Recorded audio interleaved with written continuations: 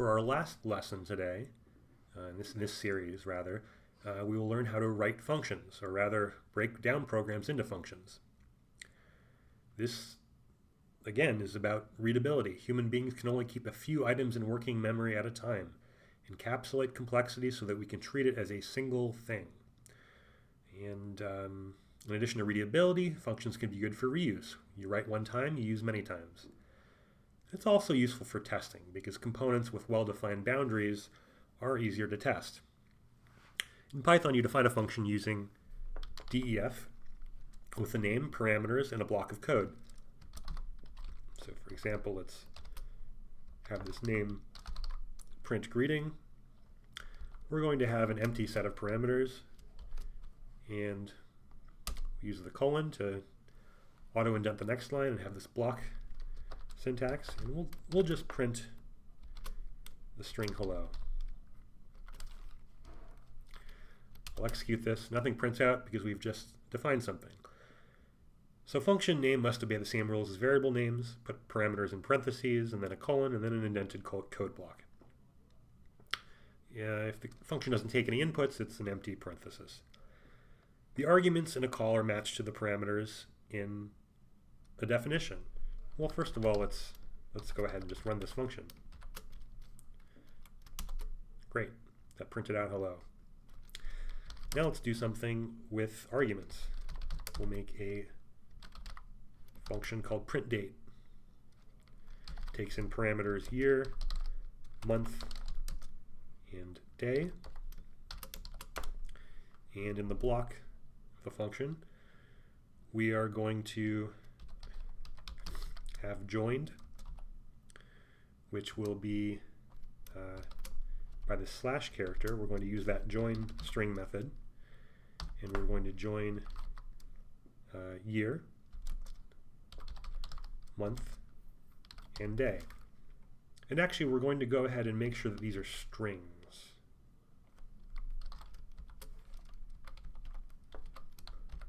And this str thing, so if year is, say, a number, it will convert it to a string. Same thing with month, and the same thing with day.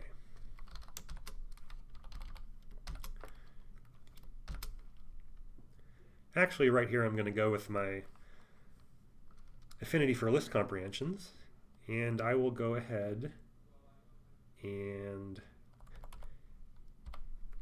have it join str of element for e in this collection of year, month, and day. It's up to you what kind of code style you want. And let's just print joined. Okay, so now let's invoke this function by passing arguments to each of these parameters. So 1871 will be year, 3 will be month, 19 will be the day. So now we've got a printout. Great. Now this might not be what a lot of you think of as a function. It doesn't really do anything. It doesn't return a value. It just sort of has the side effect of printing a date. Either way, it's called a function in Python. So functions may return a result to their caller using the return keyword. It can occur anywhere in the function, but functions are easier to understand if return occurs either at the very beginning of a function to handle special cases, or at the very end with a final result. And functions without an explicit return produce the value none. So they will return a value, but it's the value none, which in Jupyter Notebooks doesn't print anything by convention. So let's make the function average. It'll take the parameter values. If the length of values is equal to 0, let's return none. This is by convention. I'm saying that there is no average if you're not giving me any values. I'm not going to tell you the average is 0. I'm going to say I don't know. Otherwise, and we don't need an explicit else here, because if it returns here, it returns. Otherwise, it gets to this line. We can return the sum of values divided by the length of values. Now, if you're having this run in production, so to speak, you'll have lots of error checking, and this value is really a list. It might not be, if it's a string, do you want it to just error or print a helpful message, etc., etc. But here we're just doing something simple. So let's say, let's set a equal to the average of this argument, the list 1, 3, and 4.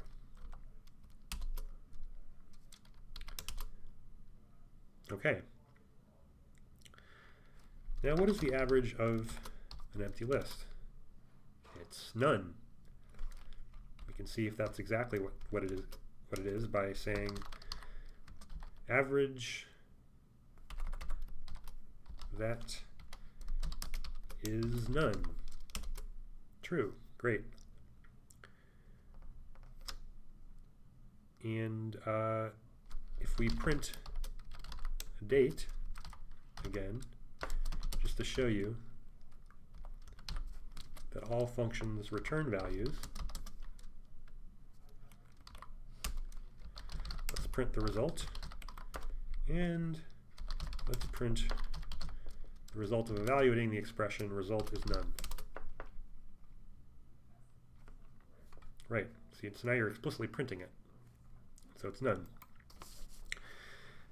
Now you can also specify default values for parameters. All parameters with defaults must come after all parameters without, otherwise argument to parameter matching would be ambiguous, and this is helpful because it makes common cases simpler and signals intent. So for example, let's define mySum as a parameter values and an optional parameter scale, which is default 1. Let's say result starts at 0.0, and for v in values, let's increment result by v times scale and return result. I'm not using list comprehension here. Now my sum over 1, 2, and 3 is 6. But if I want to include a sum with a factor, I can say my sum of 1, 2, and 3 given a scale 0.5. I can also be explicit in naming this parameter by saying scale 0.5.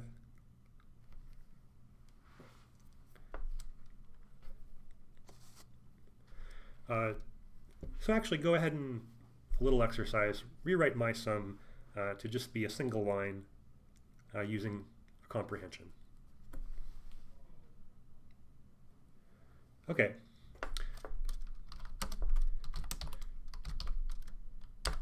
My sum values, this is my solution. Scale equals 1.0. I'll return a sum over v times scale for v in values.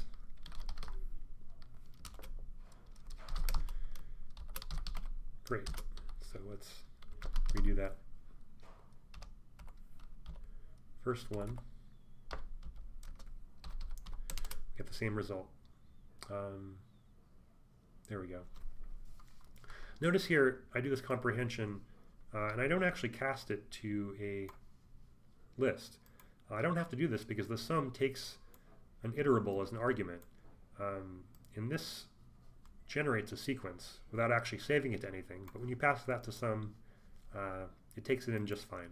So this is a way to not have to save some intermediate values. This can be very nice, especially when you're pulling from a very large collection, maybe from a remote database, and you don't want to save things before you process them. You can process them as they're coming in. Now you can also pass parameters by name, and this is helpful when functions have lots of options. That being said, if you have a procedure with 10 parameters, you probably missed some.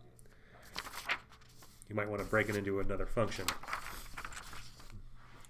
But for example, I can call my sum with scale 0.25 and values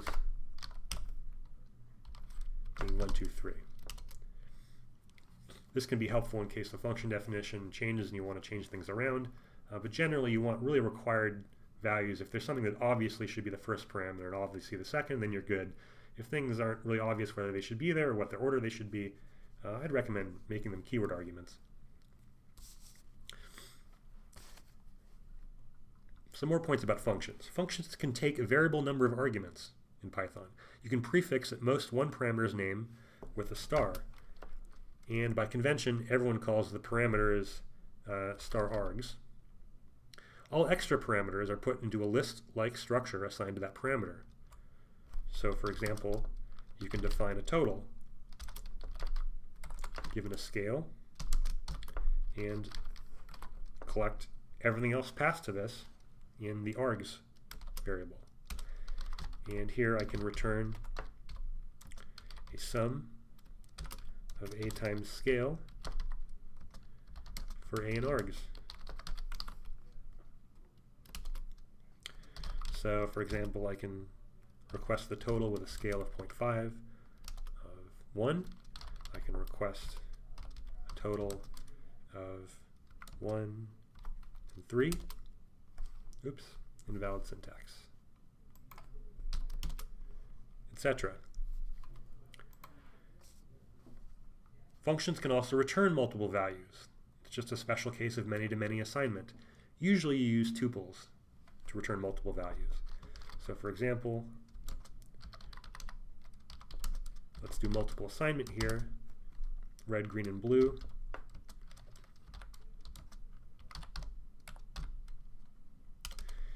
And let's define this function order.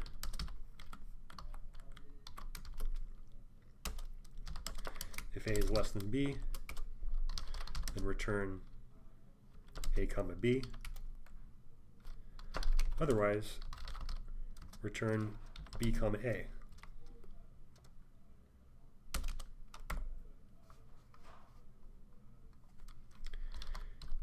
And let's assign to low and high the result of calling order on 10 and 5.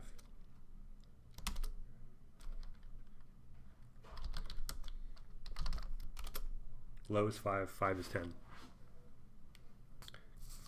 Low is 5, high is 10. Okay, now a couple of exercises. Exercise, find the first. We want to fill in the blanks here to create a function that takes a list of numbers as an argument and returns the first negative value in the list. What does your function do if the list is empty? First negative values for v in something if something returns something. So again, create a function that takes a list of numbers as an argument and returns the first negative value in the list. And what does your function do if the list is empty? Okay, so we're taking a list of numbers as an argument, so that's good. We don't have to check whether they're a number or not, and return the first negative value. So for v in values, if v is less than 0, it's negative, we want to return v. So if I have first negative, 1, 2, negative 3, negative 6, 10, it returns negative 3. Now what does this function do if the list is empty? It returns nothing. It'll get through this whole list of values, and it will eventually return none, because there's no return statement.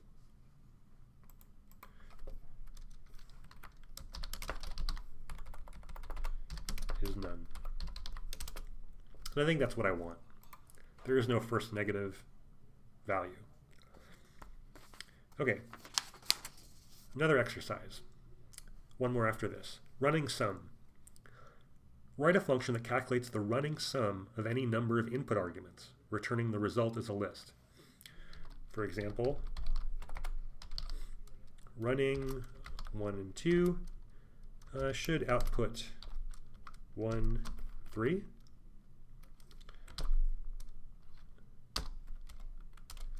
And running of -5, 2, and 7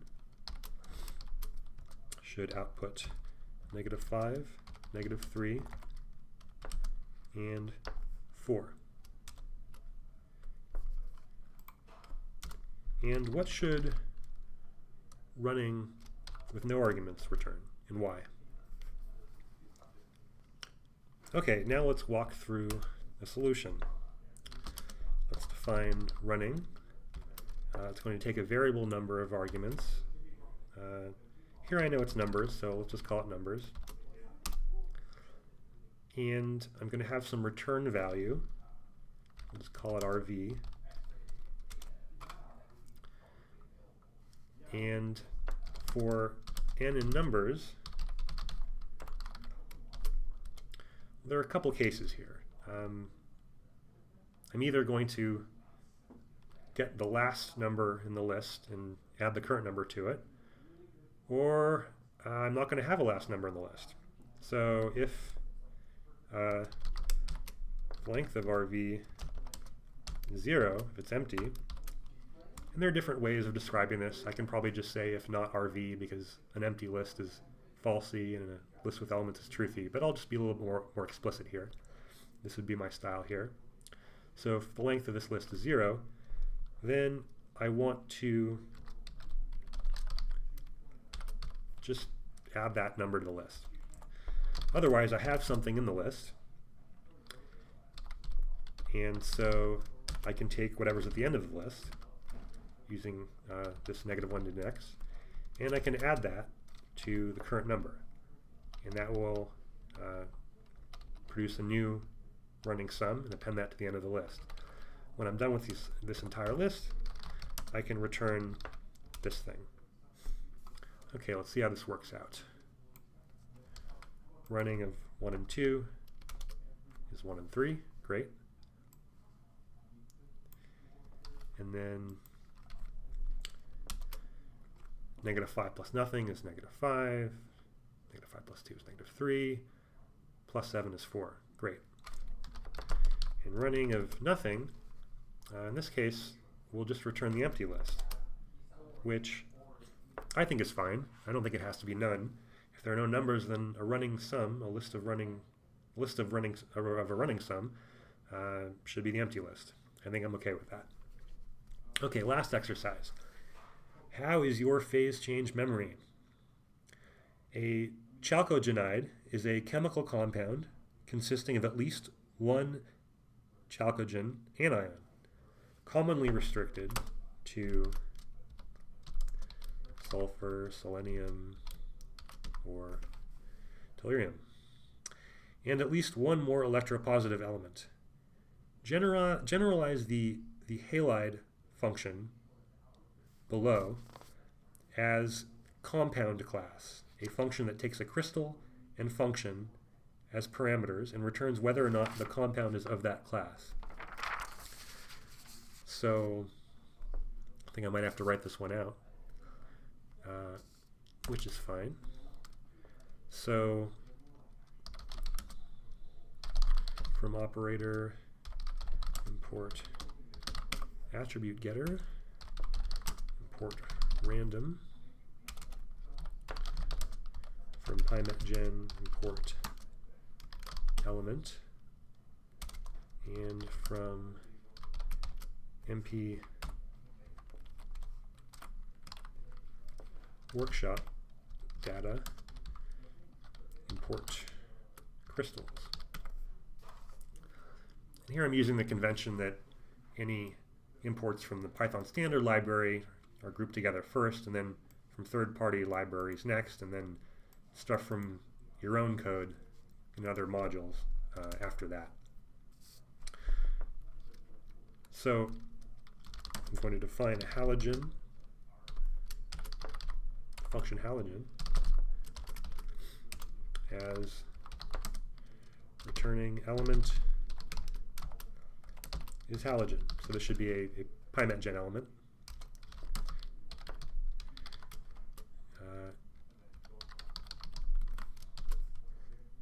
Halide crystal we'll define as, okay, elements is going to be equal to the element the element S for S in crystal elements. So we're getting the element symbols in this key of the crystal dictionary, and we're transforming it into a proper PyMatGen element.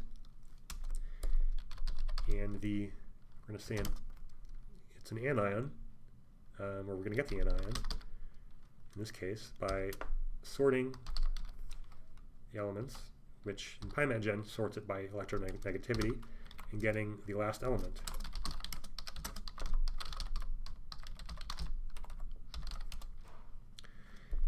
And we are going to return halogen anion. So this will be a halide if the most electronegative element is in fact a halogen.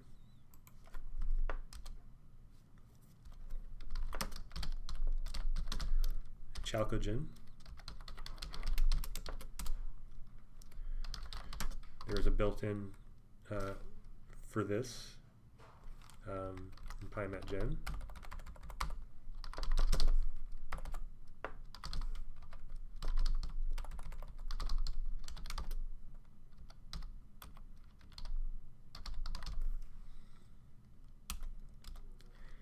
And this is what we need to fill in.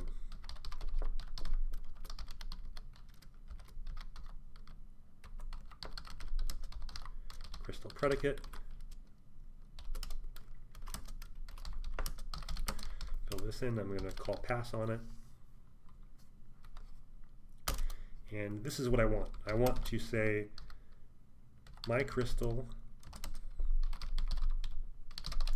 I'm going to randomly sample from C for C in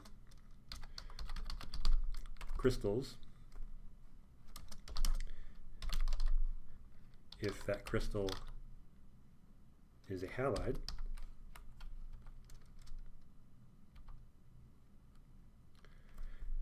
It's going to get one element, get that element. And I want to assert that compound class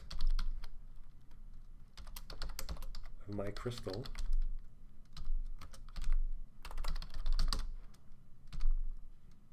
is halogen.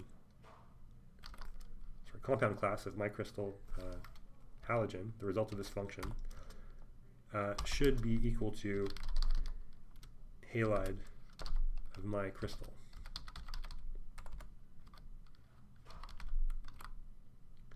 So this is going to fail right now because this isn't defined. But again, I want a function that takes a crystal and a function as a parameter, as parameters, and returns whether or not the compound is of this class. Okay, so I want to emphasize that this would really be about anions. So essentially I want you to be able to pass in halogen or chalcogen and have that work. So in this case, we're actually just going to prototype this thing that takes in a crystal and sort of implicitly takes in halogen. And we're just going to use this code here.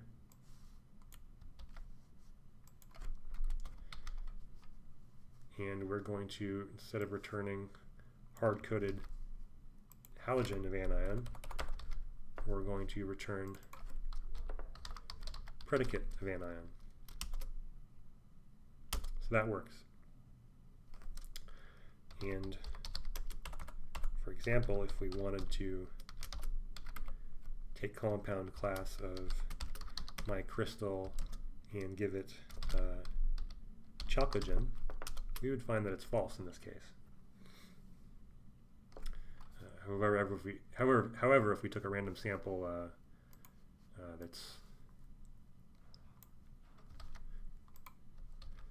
that we know is a chalcogen by this function's criteria, oh,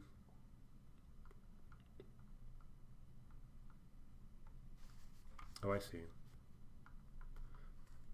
We don't quite do that correctly up here. I would need a different function, actually. Right, because I used halide. Oh well. So what's notable about this, it may not seem like much, but functions can take functions as arguments. And this can be very powerful. Okay, that concludes our introduction to Python data structures. Hopefully will be of use to you for the Materials Project workshop. Thank you.